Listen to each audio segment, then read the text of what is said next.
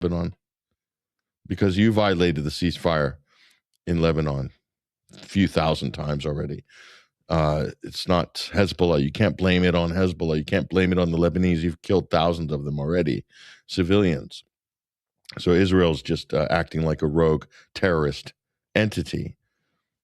And meanwhile, Hezbollah is only hitting military targets, Israeli military targets. So who's the terrorist? That's a legit question. I think I'm just saying hypothetically, you could make that argument. Not hypothetically, like you can actually make that argument here. Who's going to restrain Israel? And Hezbollah is not hitting civilian targets. Pretty clear. It's pretty obvious. So, but by keeping it under the banner, Israel and the U.S. keeping it under the banner of, this is Iran's proxy, the terrorist threat in South Lebanon, it gives them pretty much license to do whatever they want, including raise whole villages to the ground, threaten the ancient city of Tyre with total annihilation, tell, whatever million residents and whatnot that you have to leave. Otherwise, we're going to, annihilate you. And that's a UNESCO protected World Heritage site, Tyre. It's in the Bible. If for any MAGA that need a geography lesson, just put your hand through the Bible, that book that you guys read, or some people say they read. The president claims it's his favorite book. I don't know if he's actually read it. If he did, he would find it in there. So, and Israel wants to basically, flatten it because of what? Because terrorism. Please. How far is this going to go? How long are we going to have to endure this total BS? That seems to me, at least from a semantic point of view, is the source of so many problems here. How this is being framed, and it's allowing Israel to get away with pretty much anything, which is impeding a negotiated settlement to everything in West Asia. Hello, do we need a map? Do we need a whiteboard to spell it out? It's kind of obvious at this point, and it's getting dangerous.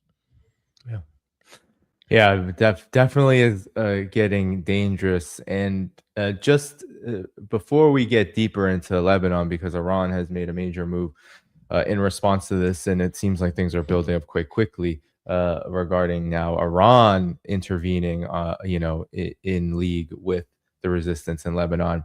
But just this one single missile. Now we have the second strike that I guess we will have to find out the damage of that. But even the one single missile on May 27th, and I think we're seeing the U.S. is quite afraid of Iran's retaliation, because the way the U.S. is striking Iran right now is very much limited. And even U.S. officials close to these decisions are saying that this is limited and we're not actually trying to violate the ceasefire. Of course, that's absolute hogwash, but because the U.S. doesn't abide by ceasefires, there is none, but they're trying to keep it limited because one single missile, just the so-called debris, did cause massive damage. I mean, 5 Americans were injured, contractors.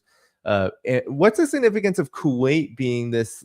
It seems like the U.S. is really using Kuwait right now as the main battle station, so to speak, to continue these limited operations. Doesn't seem like that can last very long if this so-called tit for tat gets harsher, as Iran has promised. So what's your reaction to this before we get more? Because there's some developments with the Lebanon situation too.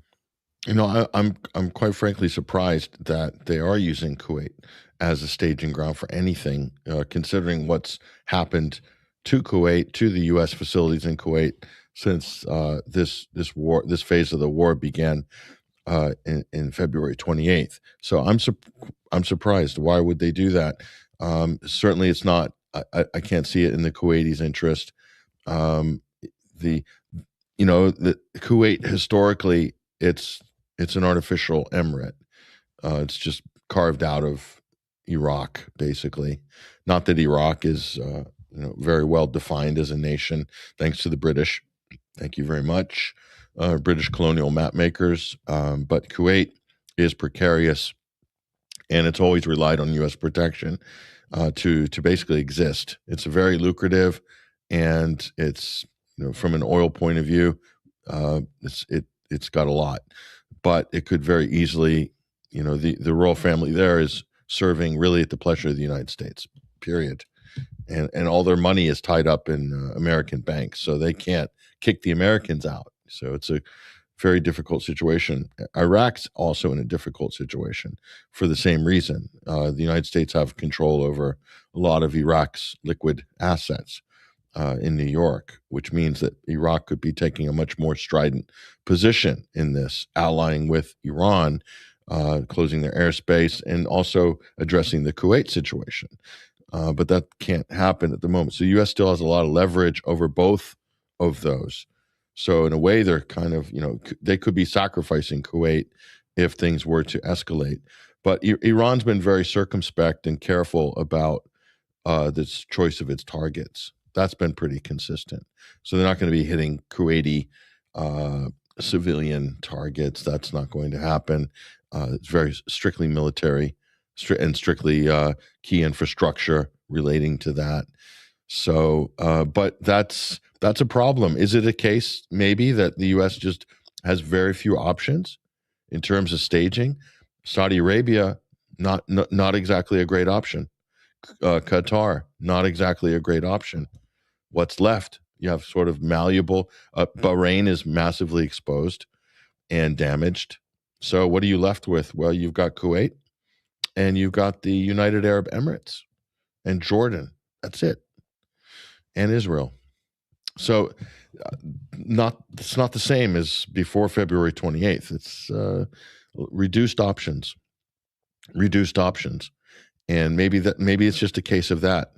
And the failed raid on Isfahan, the U.S. raid to try to snatch and grab the enriched uranium, that they gave a cover story that was to rescue Private Ryan, pilot, navigator, ordnance, whatever, colonel. A lot of that operation was deployed from Kuwait.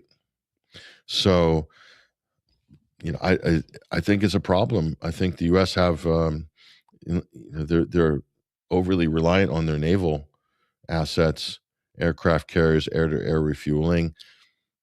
It's not the same. It's not the same as having 13 bases that you can operate from to basically surround and pelt your opponent with. So it's a new reality now in the Persian Gulf. I don't know. It doesn't make a whole lot of sense. It seems a bit desperate. But maybe from a Kuwaiti point of view, they don't really have any choice, quite frankly. Maybe it's a case of that. Yeah, those are good points. And Donald Trump is not happy about this situation, but has actually Patrick taken to more domestic targets for his ire, especially the media, especially the Democrats. He has been over and over again. This is his latest Truth Social post, saying that Iran really, really, really wants a deal. It would make a good one, but the Democrats and various unpatriotic Republicans understand it's much tougher for me to properly do my job and negotiate when political hacks keep chirping negatively at me at levels never seen before, over and over and over again. That I should move faster, move slower, go to war, not go to war, whatever. Just sit back and relax. It'll all work out in the end. It always does. So he's not happy with the situation either, but for maybe different reasons than actual people who care about humanity.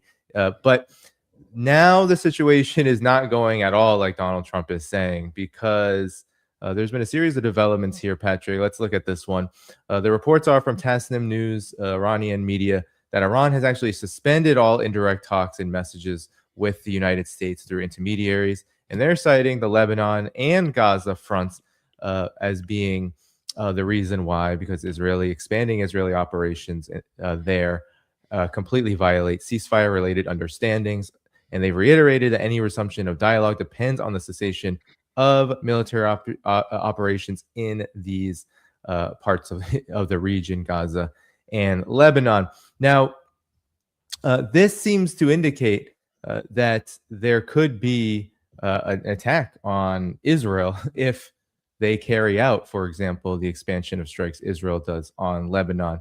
This is what the headquarters of the Iranian military, said Netanyahu, continuing his acts of aggression in the region, has threatened to bomb Dahia and Beirut and has issued an evacuation warning to residents.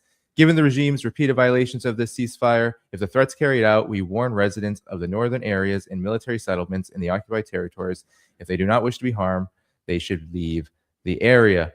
And Donald Trump, in response to the end of the ceasefire indirect talks, has said he's okay with it. They're very good negotiators. So Trump's tone has certainly changed. Just last week, he was talking about ending it if Iran doesn't agree. Now it seems like the developments have moved pretty fast, and supposedly he's on the phone with Netanyahu as we speak about this. What do you make of these developments regarding Israel? Because again, Israel is at the center of this, and Lebanon and Gaza, and Iran is taking a very firm stance in